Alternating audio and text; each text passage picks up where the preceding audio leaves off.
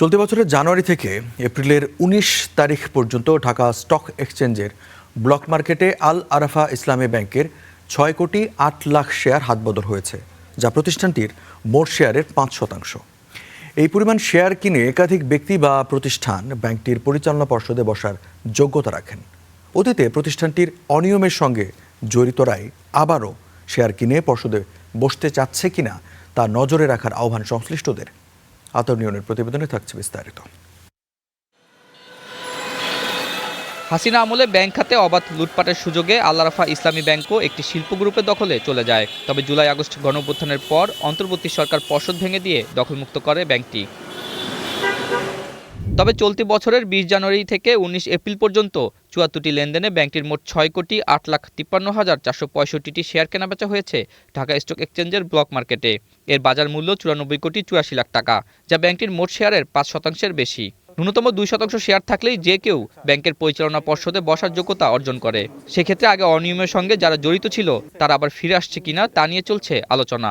অতীতে যারা বোর্ডে বসেছেন তারা তো আসলে মার্কেট থেকে পুরোটা শেয়ার কিনেন না, বিভিন্ন জায়গা থেকে ব্লক মার্কেট ট্রানজাকশন করে যারা পার্টিকুলারলি যারা এক্সিস্টিং শেয়ার হোল্ডার আছে, যারা অনেক কোয়ান্টিটি শেয়ার হোল্ড করছেন, তাদের কাছ থেকে তো শেয়ারটা আসলে নেন। তো ব্লক মার্কেটটা আসলে খুব স্বাভাবিক প্রক্রিয়া। এই প্রক্রিয়ার থ্রুতে যদি কেউ বোর্ডে বসতে চায় উনি এটা ইউজ করে থাকেন। উনি কীভাবে এই শেয়ারটা অ্যাকুইজিশন করেছেন এই রিপোর্ট তো ডিএসির কাছে এবং বিসিএস দুজনের কাছে আছে। তো সেটা কি নিয়ম মাফিক হয়েছে কিনা সেটা দেখার দায়িত্ব আসলে রেগুলেটরদের।